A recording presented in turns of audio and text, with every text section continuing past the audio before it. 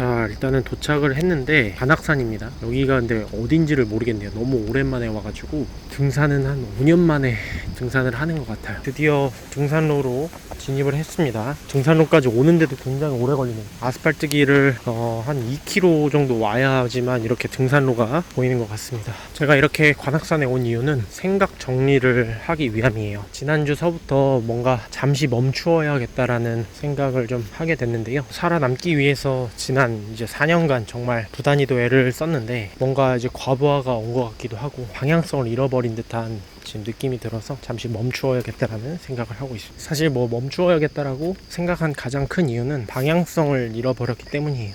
지난 4년간 준비해왔던 서점이라는 꿈이 물거품이 돼버리니까 이제 어떻게 나아가야 될지 완전히 방향성을 잃어버린 느낌이 들어요.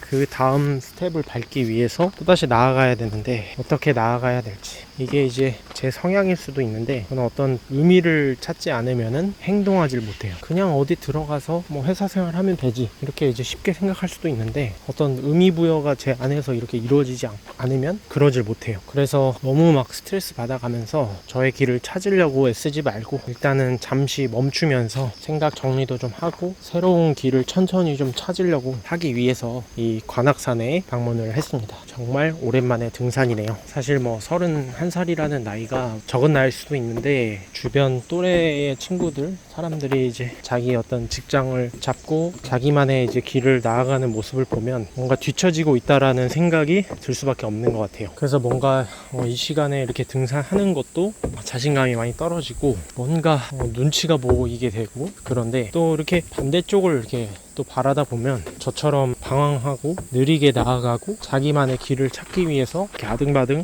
애를 쓰는 또 그런 사람들이 눈에 보이는 것 같아요. 그래서 뭐 인생은 그래도 긴데 너무 급하게 생각하지 말자 이런 생각을 좀 하게 되고, 분명히 어떤 이런 실패 뒤에는 또 나만의 길이 기다리고 있을 거라고 믿어요. 또다시 뭐 알바를 하게 된다고 해도, 완전히 새로운 길로 나아가게 된다고 해도 늦지 않았다라고 제 자신에게 말해주고 싶어요. 사실은 뭐 이렇게 무덤덤하게 또 능력을 갖추고 이렇게 자신만의 길을 흔들림 없이 나아가는 사람도 있는 거고, 저처럼 자주 흔들리고 방황하고 또 어려움을 겪는 이런 사람도 있는 거라고 생각해요. 뭐가 정답인지는 모르죠. 사실 뭐 멈춘다는 게 쉰다는 의미는 아니에요. 막 돈을 많이 벌기 위해서 억지로 애를 쓰지 않고 나만의 속도로 의미를 찾기 위해서 차근히 나아가겠다, 그런 의미인 것이죠. 언제까지 쉬겠다, 앞으로 뭘 하겠다 이런 거 정해진 거 하나도 없어요. 그냥 일단 마음에 끌리는 대로 해보려고요. 사실 뭐 잠시 멈추는데도 큰 용기가 필요하다고 생각해요. 저도 일주일 전까지는 빠르게 사업을 마무리하고 또 다른 길을 위해서 빠르게 나아가야겠다, 빠르게 자리를 잡아야겠다 이런 생각을 갖고 있었는데 그게 이제 쉽지 않을 뿐더러 뭔가 의미를 찾지 못하고 나아간다는 것 자체가 별로 제게는 와닿지 않았어요. 그래서 여기서 조금 느려질지 몰라도